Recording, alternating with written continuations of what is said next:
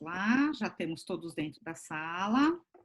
Vamos começar devagarinho, eu vou apresentando, aí o pessoal que for entrando em paralelo, a gente já vai autorizando a entrada. Boa noite a todos, bem-vindos todos à quarta live do Hub Talks, que é o canal educativo do Hub Union, que tem como objetivo trazer temas atualizados do mercado e um pouco de como essas nossas empresas integradas podem apoiar a sua empresa. Hoje nós vamos falar sobre mediação, arbitragem e dispute boards, tema perfeito nesse momento delicado de incertezas.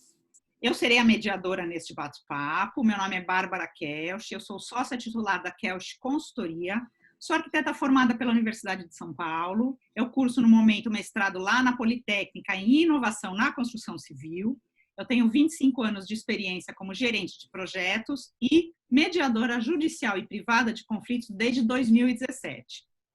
Temos hoje a presença da Cíntia Martins, ela é advogada sócia da Chiarotino Nicoletti, especialista em arbitragem e contencioso civil, com 20 anos de experiência atuando em processos de alta complexidade, tendo atuado perante diferentes câmeras arbitrais. Ainda conversamos com Leonardo Lopes, que é o sócio-diretor da LS Consultoria Naval, especialista em peritagem técnica de acidentes marinhos. Tem doutorado em engenharia naval pela UFRJ e é oficial da Marinha Mercante. Tem 15 anos de experiência na área de shipping e consultor marítimo em projetos portuários relevantes, sendo demandado como perito pós-acidente pelos principais escritórios de advocacia na área do direito marítimo. Agora que eu já apresentei nossos convidados, antes de começar realmente a nossa conversa, eu vou trazer um pouquinho primeiro as diferentes possibilidades de soluções de conflitos que a Justiça hoje coloca à nossa disposição, para que todos fiquem mais ou menos na mesma página e a gente possa depois desenvolver o tema com mais tranquilidade. Então, hoje, a Justiça permite que os conflitos sejam desenvolvidos não só perante a entrada de um processo judicial propriamente dito, mas ela traz um leque de possibilidades atualmente já aceitas. Então, a gente começa com uma ponta, tendo uma negociação entre as duas partes, ou seja, simplesmente as duas partes que têm o conflito sentam, expõem os seus pontos, conversam amigavelmente e, eventualmente, chegam numa posição em comum. A partir disso, a gente pode ter uma negociação assistida, ou seja, essa negociação pode ter uma terceira parte que ajude nessa conversa, que traga informações e que apoie as duas partes exatamente a chegar nesse consenso. Um pouquinho mais para frente, a gente tem a mediação, onde ela é uma atividade formal, onde você tem um mediador habilitado. Então, este mediador habilitado é que vai fazer esse papel de colocar essas duas partes para conversar amigavelmente. Então, através das ferramentas que ele tem próprias, ele vai buscar os interesses e as posições das partes e, com isso, apoiá-las para que elas componham uma solução. A gente desenvolvendo um pouquinho mais, a gente tem a figura da arbitragem. O papel da arbitragem é um pouquinho diferente da mediação, porque na arbitragem você tem um corpo de árbitros especialistas no tema e, com o seu conhecimento e as informações que as partes trazem, aí sim é definida uma posição para aquele conflito. Ou seja, a partir desse momento, a decisão do conflito sai da mão das partes e vai para a mão de um terceiro, seja um árbitro, seja um juiz. E, em último grau, nós temos a justiça, que é a mais conhecida de todas nós, onde você tem um juiz, onde os advogados expõem o que as partes têm de informações, e o juiz, então, toma a decisão daquele conflito e as partes atendem ao que foi decidido. Então, como você pode ver, hoje a gente começa a ter, sim, realmente, cada vez mais, várias alternativas para resolver os conflitos. O meu papel hoje aqui é falar um pouquinho, então, sobre a mediação. A mediação é, como eu já falei um pouquinho atrás, uma solução onde você tem duas partes que têm o seu conflito, que têm os seus interesses, que têm as suas posições e que eventualmente já tentaram uma composição, sem a ajuda de um terceiro, e não chegaram exatamente a esse ponto de acordo. Então, o que acontece? É chamado um mediador ou um grupo de mediadores, de acordo com a complexidade do conflito, e esses mediadores têm, a partir do seu estudo, a partir do seu conhecimento, uma série de ferramentas que vão apoiar essas duas partes a que elas mesmas acompanhem o conflito. Por que eu sempre ressalto isso?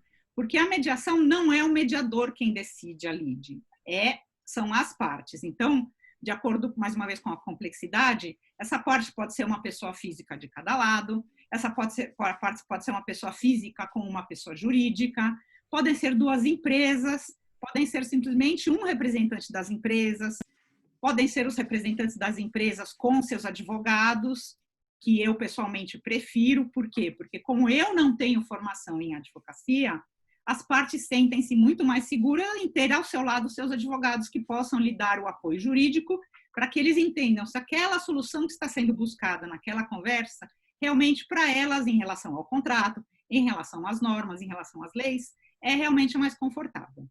Então, através desse trabalho do mediador, que pode eventualmente conversar só com uma parte, conversar só com a outra parte, para que tenha o conhecimento e consiga com que essas partes se entendam, buscar exatamente essa resolução do conflito. Tem algumas características importantes na mediação que eu gostaria de trazer aqui. A primeira delas é a confidencialidade. O que quer dizer a confidencialidade por uma sessão de mediação? Tudo o que foi dito para o mediador, seja nas sessões individuais, seja na sessão com as partes, fica só nos participantes da mediação. Mesmo se você faz, por exemplo, uma mediação judicial no fórum, o próprio juiz depois não pode vir consultar esse mediador para perguntar o que foi dito naquela sessão. Então, de acordo com o tema que você precisa resolver com a outra parte, torna-se uma coisa muito interessante, porque você tem essa confidencialidade, você pode fazer uma composição, redigir um acordo, um termo privado entre vocês, e aquilo não sai do grupo de pessoas que participaram da mediação. Outra coisa importante é a imparcialidade. O mediador, enquanto figura apoiativa das duas partes, ele não é a favor ou contra nenhuma dessas partes. Ele tem uma posição imparcial, de maneira que nenhuma das partes deva se sentir prejudicada em relação à outra. Uma vez que isso aconteça, a gente precisa trabalhar isso e verificar, inclusive, a necessidade de troca desse mediador. Então, o mediador não pode ter trabalhado com nenhuma das partes anteriormente, o mediador não pode ter nenhum tipo de relação pessoal, para que ele seja realmente imparcial nesse apoio para que as partes tomem a decisão. Outro ponto importante da mediação é a voluntariedade. Por quê? Porque as partes só permanecem em mediação enquanto elas entenderem ser interessante estar lá conversando. A qualquer momento, uma das partes pode falar: não, eu não quero continuar com a mediação, então termina-se a mediação e as partes têm a liberdade de continuar aquele conflito de uma outra maneira que eles se sintam mais confortáveis. Pode ser pela arbitragem, pode ser pela justiça comum, pode se deixar ali da maneira como está. E, por último, é a autonomia das partes, ou seja, as partes têm autonomia em aceitar ou não aquela proposta que está colocada à mesa. Jamais alguém vai ter que assinar um termo de acordo numa mediação se ele não estiver confortável com aquilo que está na mesa, né? Então, esse é um pouco da característica da mediação que difere bastante de outras práticas de solução de conflitos, onde você tem um terceiro que arbitra uma solução sobre aquele problema. E o que pode ser mediado, né? Puxa, quando que eu posso usar mediação? Quando que eu não posso usar mediação? A mediação pode ser utilizada desde em casos, por exemplo, de discussões de família. Então, hoje a gente tem desde discussão de alimentos, de guardas, inclusive separação, feitos por mediadores. Você pode ter pequenos problemas como acidentes de trânsito, dívidas de contrato, problemas com companhias aéreas. Isso também são temas a serem tratados pela mediação. Mas você também tem grandes conflitos. Um conflito muito conhecido e sempre utilizado nos treinamentos de mediação é o caso do Amílio Diniz com o Carrefour. Então, aquilo foi um caso conhecido internacionalmente que foi resolvido pela mediação. Então, não é o tamanho, não é a complexidade que vão impedir um caso de ser tratado como mediação, né? E, então, dentro desse panorama, essa é a primeira solução que a gente trouxe para a resolução dos conflitos. A gente agora vai conversar um pouquinho com a Cíntia. Cíntia, conta para a gente como é que é a questão da arbitragem no Brasil hoje.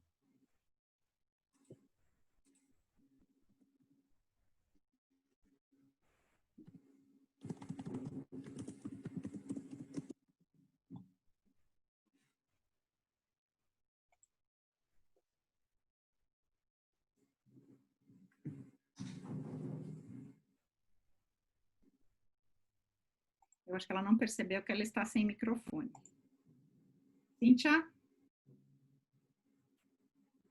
Agora foi. Desculpem, é que você não estava me autorizando. Perfeito. Olha, então, desculpem, boa tarde a todos. É um prazer estar aqui com vocês neste encontro. Eu vou falar aqui um pouquinho sobre a arbitragem no Brasil. Tanto a mediação, que foi tratada agora pela Bárbara, como a arbitragem, elas são opções muito valiosas para a solução de controvérsias. Essas duas ferramentas têm sido cada vez mais usadas no Brasil, assim como o Dispute Board, que a Bárbara vai tratar daqui a pouco. Em linhas gerais, só para dar aqui um panorama para vocês, na arbitragem existe a figura de um único árbitro ou de um colegiado de árbitros, normalmente 3. Essa decisão dos árbitros, ela é imposta às partes, como ocorre com uma sentença judicial. A diferença é que ela não é proferida por integrante do Poder Judiciário. Então, a arbitragem tem ganhado muita força no Brasil, porque ela traz aí uma série de vantagens em relação a um processo judicial. Primeiro, é um julgamento mais técnico.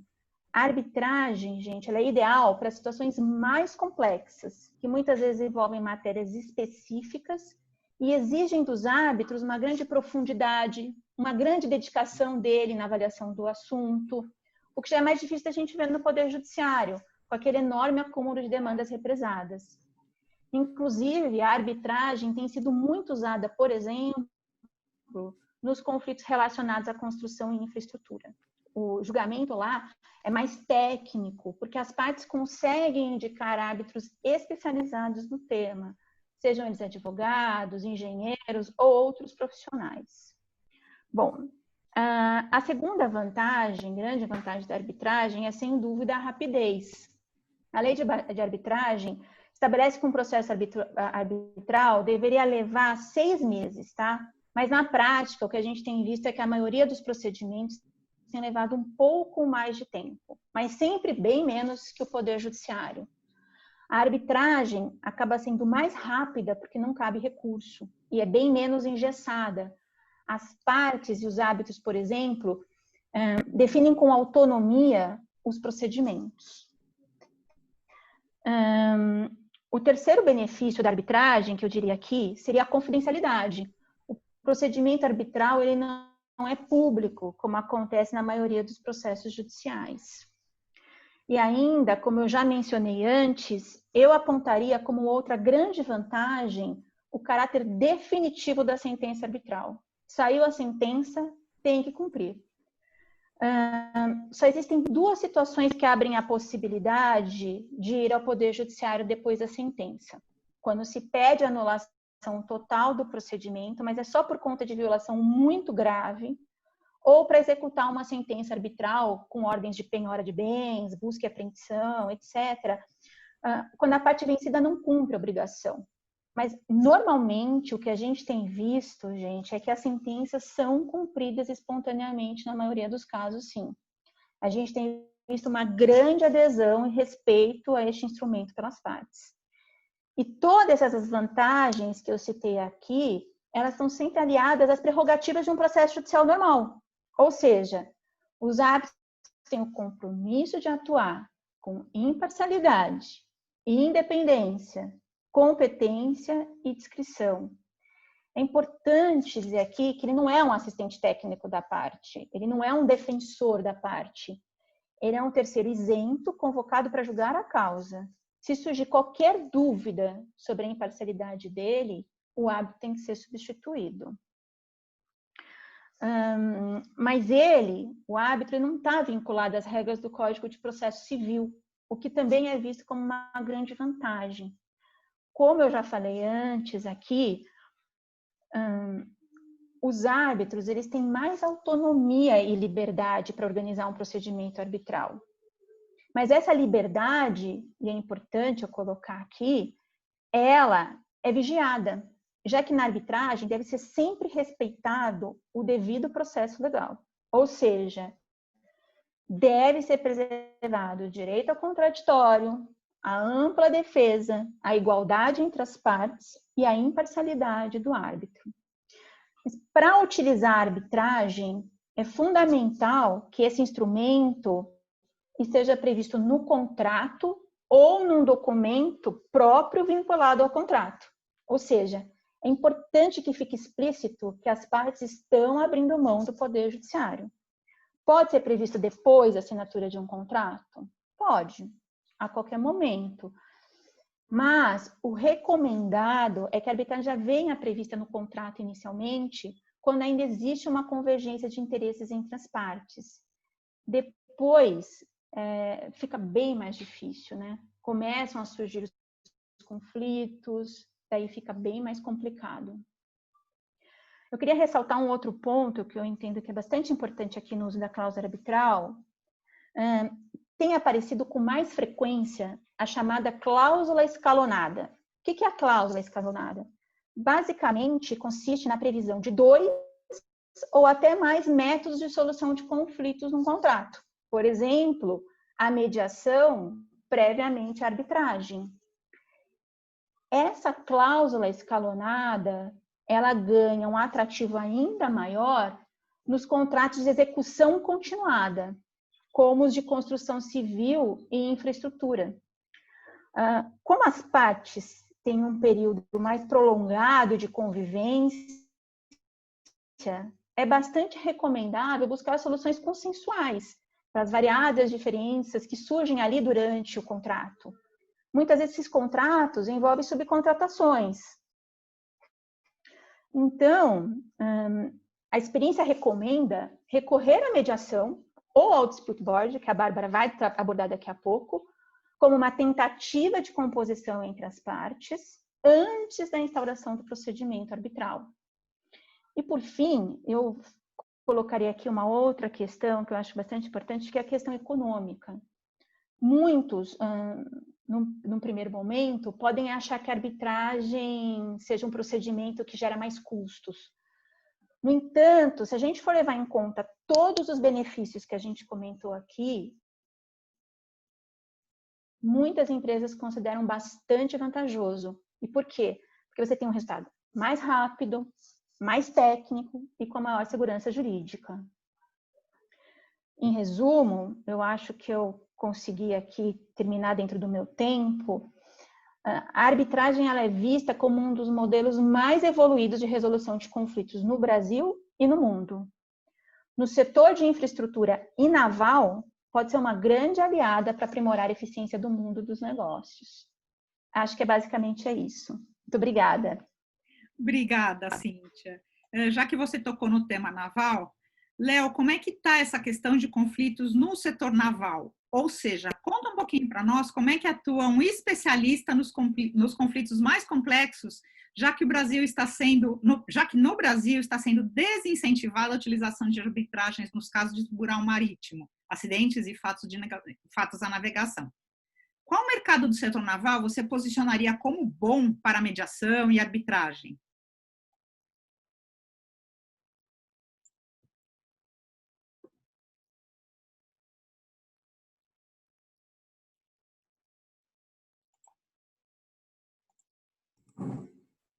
Ok, agora sim. Perfeito. Perfeito. Boa noite a todos. Obrigado pela oportunidade do Hub Union.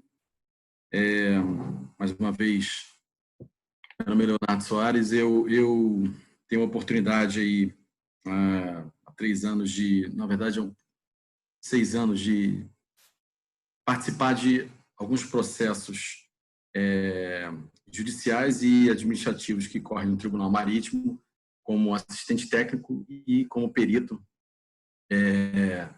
de alguns casos de acidentes da navegação. Respondendo a sua pergunta, Bárbara, quando acontece um acidente de navegação no Brasil, de acordo com a Lei 2180 de 54, que é a Lei do Tribunal Marítimo, existe uma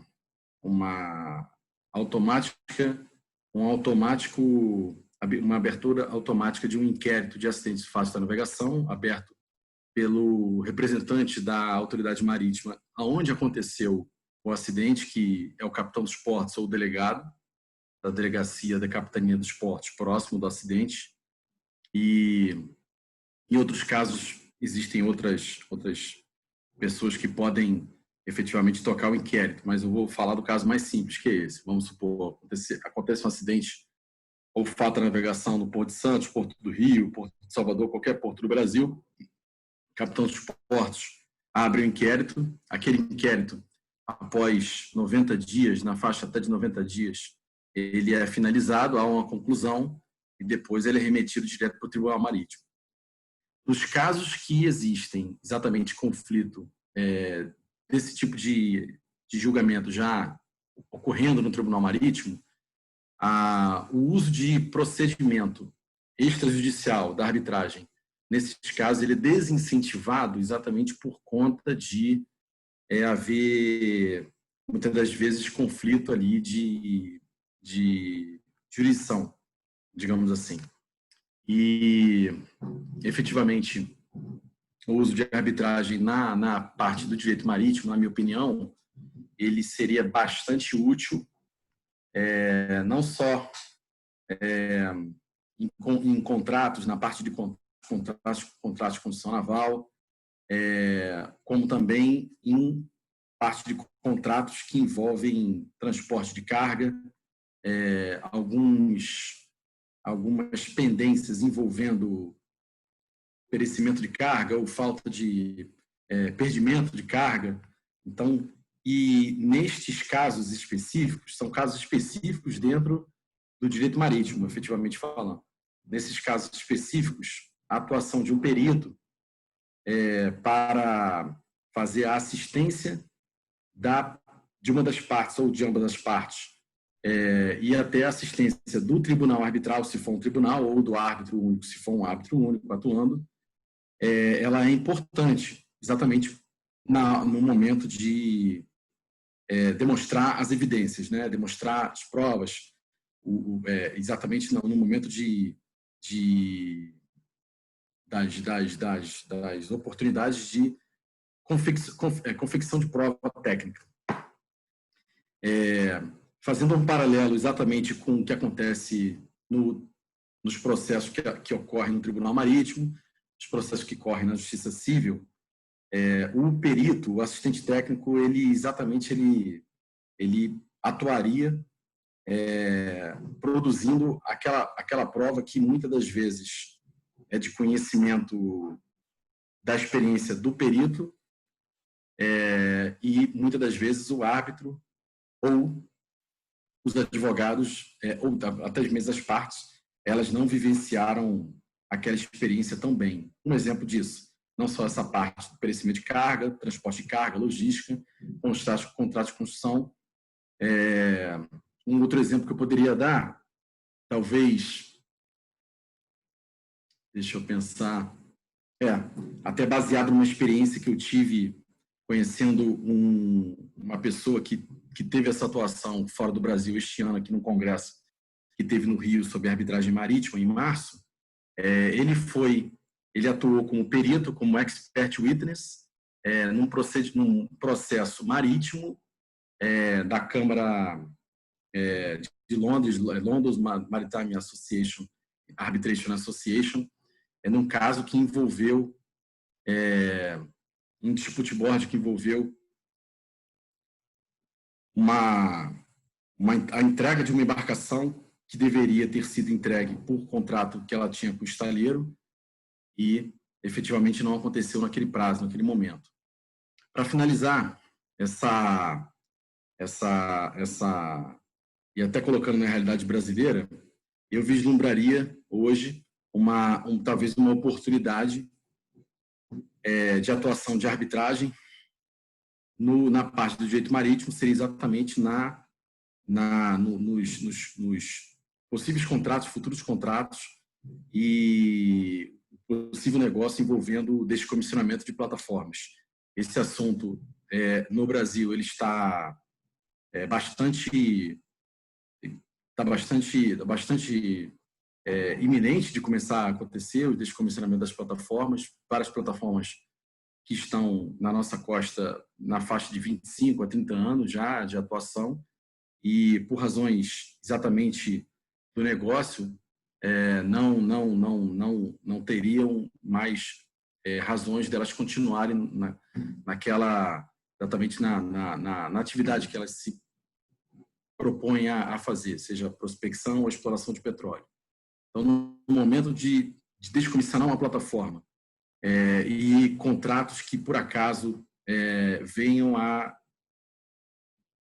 resultar em disputa, como é um assunto muito específico, um assunto muito técnico, eu acredito e vejo uma possibilidade de ser desses tipos de conflitos de serem levados para a arbitragem ao invés de serem levados para a justiça tradicional, que a doutora Cintia explicou.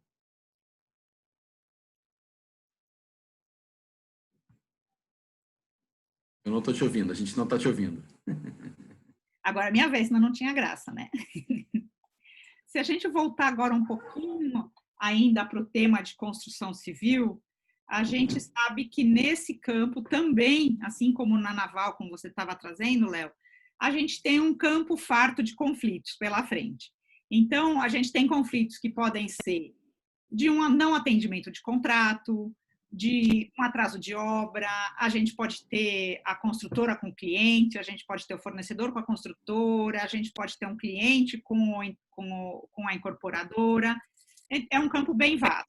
E, assim como você também citou o dispute board na naval, ele é uma solução cada vez mais frequente na construção e infraestrutura.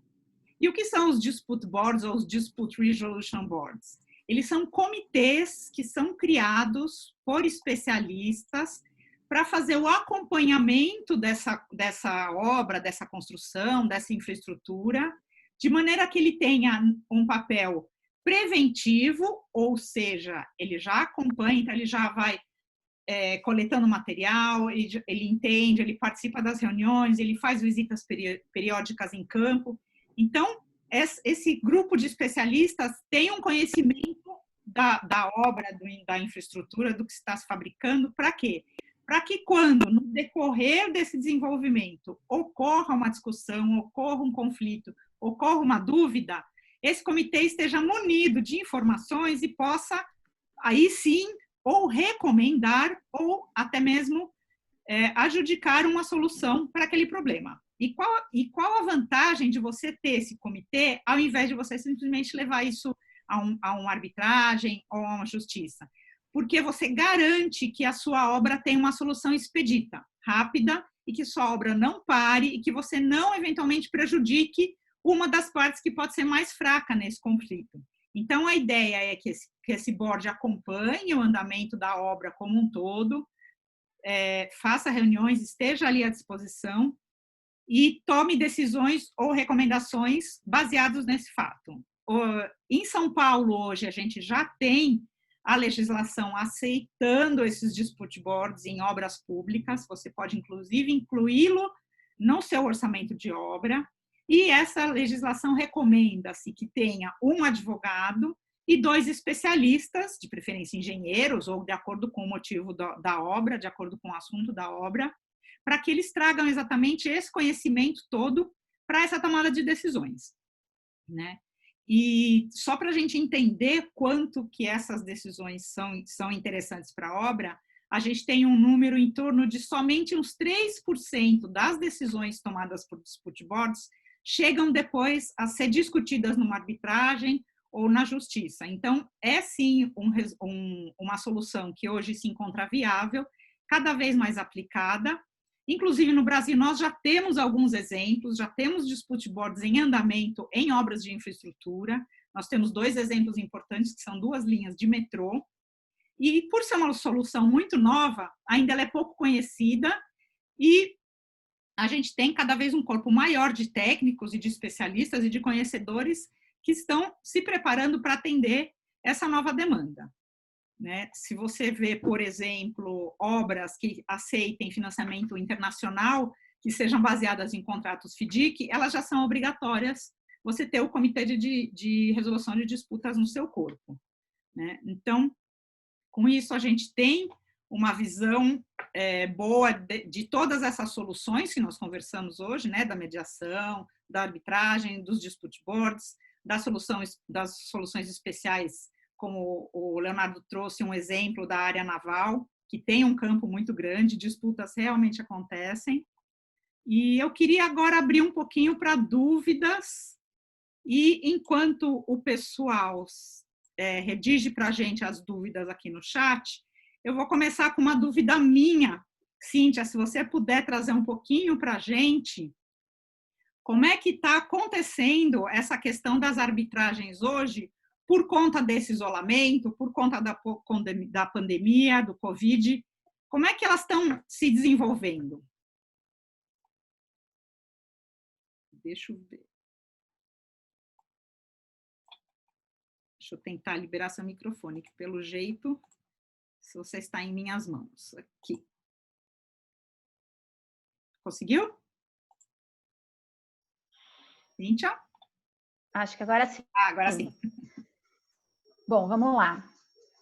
Do ponto de vista de volume, as arbitragens elas continuam bastante aquecidas, né? Do ponto de vista dos procedimentos, também segue normal, mesmo com a quarentena. Diferentemente do Poder Judiciário que teve de paralisar inicialmente, os prazos nas arbitragens nunca foram suspensos, porque, na verdade, eles já eram cumpridos por meios eletrônicos.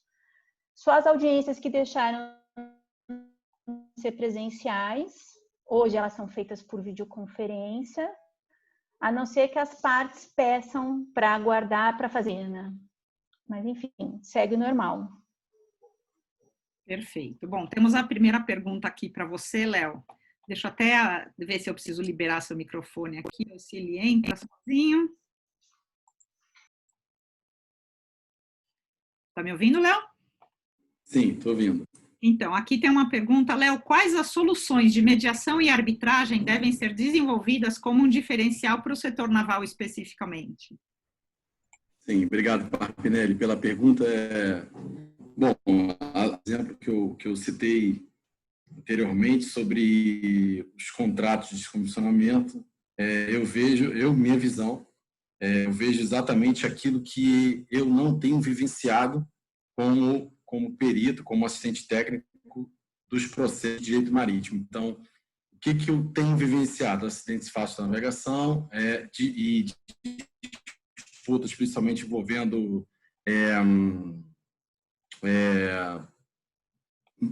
às vezes, mal entrega de carga, problema com embarcação, mau aparelhamento, exatamente isso. As soluções, exatamente que, na minha visão, a gente poderia desenvolver para a mediação e arbitragem seriam aquelas que não estão envolvidas nesse rol, principalmente aquele rol da Lei 80 que eu falei do Tribunal Marítimo. Então, seriam descomissionamento, soluções de comissionamento, que é uma coisa nova. Deixa eu ver um outro exemplo. Perdimento de carga. Um pouco específico em relação a faltas e avarias de carga.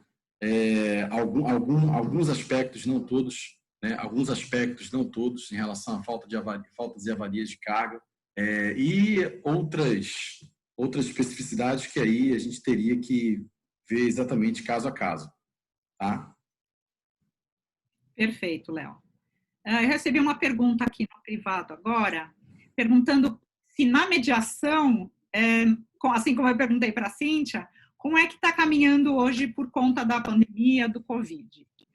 A mediação, na verdade, é uma ferramenta que já vinha sendo trabalhada numa escala menor, mas que agora, por conta desse isolamento, ela tomou um reforço maior, são as chamadas ODRs, são Online Dispute Resolution, ou seja, a utilização, assim como nós estamos hoje numa videoconferência, é possível tratar-se uma mediação através de ferramentas online. Então, todas aquelas que hoje a gente usa para fazer uma reunião, todas aquelas que nós usamos para fazer qualquer tipo de comunicação remota, é possível ser trabalhada mediante a mediação, né? Da mesma maneira como a gente faz a reunião.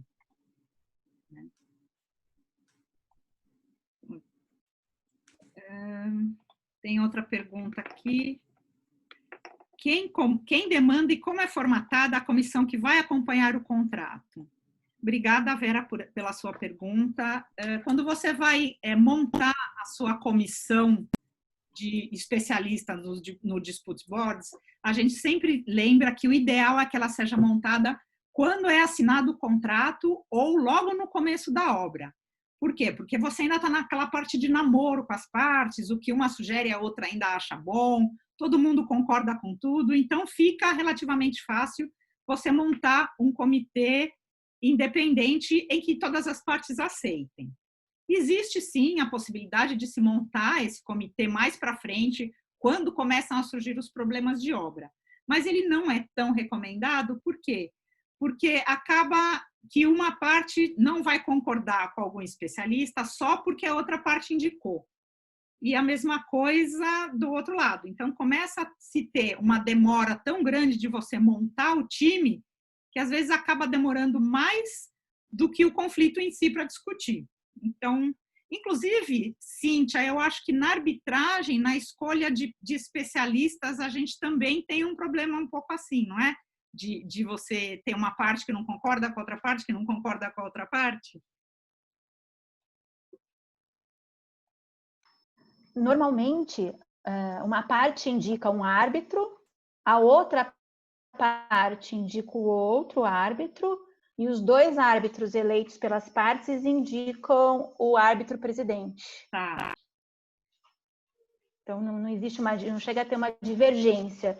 Depois, na verdade, eles são submetidos a questionários a respeito de conflitos, eles respondem a um questionário amplo. Isso passa primeiro por uma análise da própria Câmara, e depois, então, isso é repassado para os advogados, para todo mundo ter acesso a essas respostas dos árbitros. Mas normalmente é assim que acontece. Cada parte um árbitro, os dois juntos, um terceiro árbitro. Perfeito. E aqui tem mais uma pergunta ainda. A mediação utiliza especialistas para ajudar na tomada de decisões técnicas? Sim, na verdade, se você tem exatamente uma mediação onde você começa a ter aspectos técnicos mais complexos e as partes, por elas mesmas, não conseguem chegar num consenso, não conseguem encontrar um ponto em comum, é possível você trazer um terceiro expert naquele tema, que a gente chama de avaliação neutra. Então, ele não vem para tomar uma decisão, na verdade, ele vem para alimentar as discussões de uma quantidade maior de informações técnicas específicas daquele tema. Então, ele vai analisar o caso e vai trazer exatamente mais informações, mais dados, números, referências, para que, mais uma vez, as partes tenham dados suficientes para que elas em si possam tomar essa decisão. Certo? Bom, a gente, na verdade, está chegando um pouquinho perto do fim do horário, então eu vou fazer aqui o agradecimento. Então, eu gostaria de agradecer muito a presença da Cíntia, a presença do Leonardo e a todos os participantes da nossa live. E queria também lembrar que a gente tem lives todas as quartas-feiras, nesse mesmo horário, às 18 horas. Semana que vem, a gente vai ter a nossa quinta live, onde a gente vai tratar de reestruturação e recuperação financeira e judicial. Nós teremos a presença da advogada Natália Zanata, que é sócia da advocacia Natália Zanata, e do economista André Lima, que é CEO da AFL Consult. As inscrições já estão abertas lá no Simpla. Convido todos vocês desde já. E me despeço aqui, então. Obrigada, Cíntia. Obrigada, Leonardo. Foi fantástico hoje. É um prazer. Obrigada. Obrigada, Cíntia. E o Léo está mudo, coitado. Espera aí. Léo, consegui? Perfeito. Até logo a todos. Muito obrigada.